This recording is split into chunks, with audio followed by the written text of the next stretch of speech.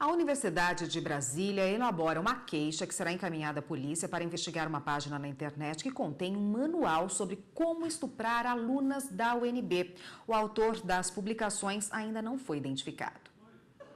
O site foi colocado no ar no final do ano passado, com o nome de Reis do Camarote. Nele, o autor das mensagens descreve as mulheres como objetos sexuais e defende a prática do estupro. Entre as postagens, o dono da página publica um guia dando dicas para enganar e estuprar alunas da Universidade de Brasília.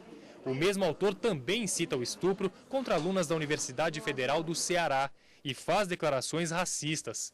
Os textos geraram uma onda de comentários negativos. A UNB já tomou conhecimento do caso e divulgou uma nota em que repudia o conteúdo da página. A universidade informou que está tomando as atitudes necessárias para tirar o site do ar. O dono do site não se identifica, apenas diz que não mora mais no Brasil e não deve satisfação às autoridades brasileiras. Em inglês, ele diz que todo o conteúdo da página é uma ficção. Para esclarecer as dúvidas em relação aos crimes virtuais, está aqui no estúdio Fabrício Mota Alves, que é advogado, e conversa com a gente a esse respeito. Em casos como esse, doutor, que crime configura? Na verdade, esse cidadão, ou se é que se trata de um só, pode ser um grupo de pessoas, né? Eles podem estar praticando uma série de crimes. O que nós temos aí, a partir de uma simples constatação com o conteúdo que está sendo divulgado, pelo menos podemos identificar uma apologia ao crime ou uma incitação ao crime, uma vez que ele está realmente incentivando, estimulando e até mesmo enaltecendo alguns atos criminosos, como é o ato da prática do estupro, né? com uma destinação específica, estudantes, mulheres, naturalmente, de uma universidade federal. Como descobrir quem está por trás de publicações como essa? Porque a gente vê na internet, muita gente se vale do anonimato, de fakes, e publica qualquer coisa achando que nunca vai ser descoberto por estar na casa dele, no computador. Isso não é verdade, a pessoa pode ser descoberta. É verdade, você tem toda a razão. A internet, ela é um sistema que tem toda a condição de permitir a identificação daquele usuário. No entanto, há muitas formas de você ocultar essa identificação. O anonimato não é raro, como você bem mencionou. Esse caso específico é um caso que representa um desafio para as autoridades nacionais e talvez até internacionais, estrangeiras, porque esse site especificamente ele tem um domínio cuja empresa registradora está localizada em Kuala Lumpur, na Malásia. E, além disso, ele transferiu a administração desse site originalmente em Kuala Lumpur e agora para as Ilhas Cocos, no território da Austrália. Então, você observa que ele tem um intuito muito claro de ocultar os seus passos e dificultar ao máximo a sua identificação. Muito embora ele mesmo diga que não deu satisfação às autoridades nacionais, mas a lei pode alcançá-lo claramente. Como é que funciona nesse caso de um site hospedado aí num outro país? Que legislação é obedecida? O que o Brasil pode fazer para conseguir a identificação desse site, desse criminoso, dessa pessoa que está cometendo esse tipo de coisa na internet? No primeiro momento, talvez o diploma que hoje se destaque mais em relação a esse aspecto é o próprio Marco Civil da Internet. E o Marco Civil da Internet ele tem um dispositivo muito claro que determina que os registros de dados de comunicação, quando há tratamento, coleta e armazenamento desse tipo de dado, ele está sujeito, sim, à legislação nacional, ainda que hospedado no exterior. Ou seja, se o serviço é ofertado para o público brasileiro, ainda assim, mesmo hospedado no estrangeiro, ele está sujeito à legislação brasileira. O Marco Civil alcança esse ambiente internacional. E não se trata apenas do Marco Civil, nós temos também o Código Penal. A sistemática do Código Penal é um pouco diferenciada porque ela privilegia o princípio da territorialidade. Então, o crime depende essencialmente do local onde ele é praticado ou onde ele representa, onde repercutem os efeitos daquela prática criminosa. Esse é um caso em que você vê que a repercussão é totalmente no território brasileiro. Né? As vítimas estão aqui localizadas, não são vítimas individualmente identificadas, mas você vê que há uma destinação para o público brasileiro. Então, você observa que se há apologia ao crime, se há incitação ao crime, efetivamente a sociedade brasileira que é a destinatária deste guia ou deste manual de malfeitos, né? Então, isso atrai, de certa forma, a incidência das leis penais também. Doutor, o simples fato desse cidadão hospedar esse site dele no exterior, em Kuala Lumpur, e dizer isso, que nem está aqui, já é um agravante até para ele, mostrando que ele realmente queria cometer esse crime? Eu acredito que um texto lavrado dessa maneira, redigido dessa maneira, demonstra pelo menos um dolo.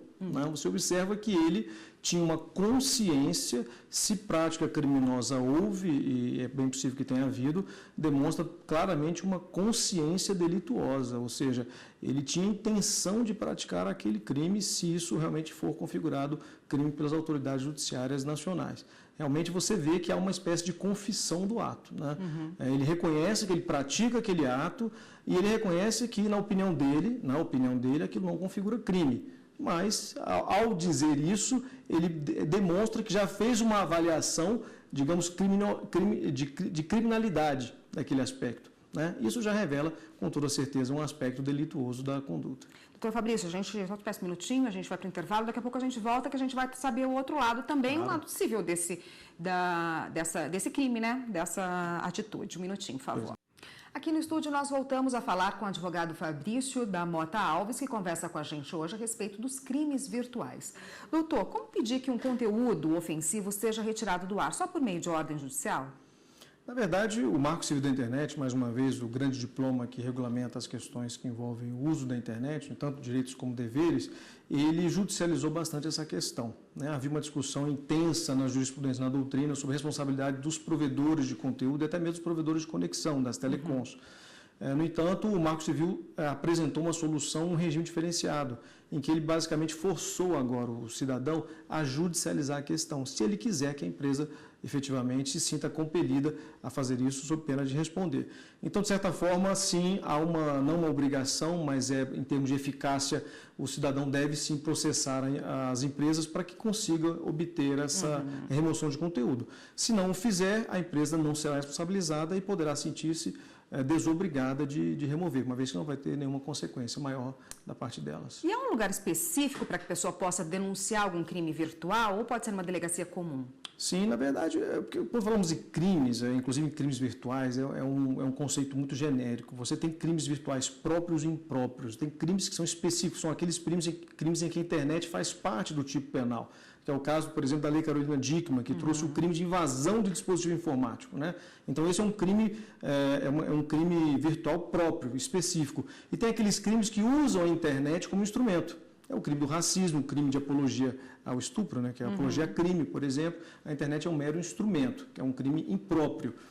Dependendo da natureza do crime, você pode ir à Polícia Federal ou à Polícia Civil. Na verdade, o cidadão deve procurar sempre a autoridade policial, é o melhor caminho. Ainda que ele vá à autoridade policial que não seria competente para apurar aquela investigação, ela certamente encaminhará o cidadão à autoridade policial adequada.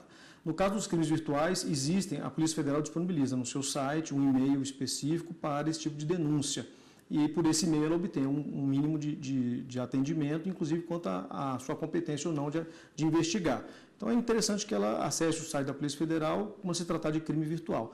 No entanto, é bom saber que se ela tiver urgência para a solução, é bom que ela vá pessoalmente, tendo condição, a uma delegacia da Polícia Civil mais próxima. A gente falou muito de crime, né, da esfera criminal. E na esfera civil, o que é possível fazer? Bom, se a pessoa não tiver interesse em criminalizar a questão, ou eventualmente se o crime não for aqueles crimes de típicos de ação penal pública, aqueles em que o Ministério Público é obrigado a intervir, aqueles crimes que estão na esfera privada do indivíduo, que ele pode ou não mover a ação, ele pode simplesmente optar por remover o conteúdo, se for um conteúdo que o incomoda. Ele entra com uma ação cautelar, uma ação específica na justiça comum, na justiça estadual, e resolve pelo menos uma parte do seu problema. E uma outra situação que ele pode fazer é demandar eventualmente uma indenização por danos morais, se ele tiver sido vitimado e atingido por aquele conteúdo. Por exemplo, se tiver sido uma difamação, ainda que seja um crime, mas ele não quer simplesmente deflagrar o aparato policial, mas ele pode, em função daquela difamação, ele pode sentir-se ofendido o suficiente para exigir uma compensação por dano moral. Ele pode fazer isso também. É uma solução, é cabível e existe jurisprudência farta no Judiciário Nacional com relação a isso. Doutor, para a gente encerrar, qual deve ser o comportamento da pessoa que vira um site com conteúdo ofensivo desse tipo, mesmo que não diga respeito a ela? Deve denunciar? Com certeza. É aquela velha história, você não pode ver um mal feito, né, utilizando uma expressão muito comum hoje em dia, pode ver um mal feito e fechar os olhos para aquilo.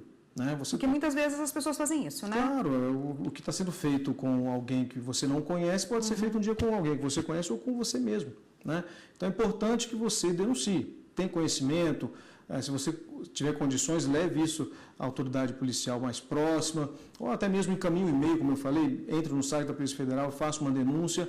Sobretudo, não dê audiência para aquele tipo de site, né, porque o que ele quer é audiência, então não dê audiência para aquele tipo de site, mas ainda assim denuncie, né, represente perante as autoridades nacionais, os ministérios, o Ministério da Justiça, você tem a Casa Civil, através da sua Secretaria de Direitos Humanos, Secretaria das Mulheres, enfim, vá até a própria OAB, constitui um órgão muito interessante para você fazer essa captação de denúncias. A OAB tem uma série de comissões em que você pode denunciar esse tipo de incômodo a que você tem acesso. Faça essa denúncia, represente e deixe que as autoridades e as entidades competentes façam o seu papel. Tá ótimo. Obrigada, doutor. Eu conversei com o Fabrício da Mota Alves, que é advogado, e conversou com a gente a respeito de crimes virtuais. Obrigada pela participação. Obrigado a você. Até uma próxima. Até.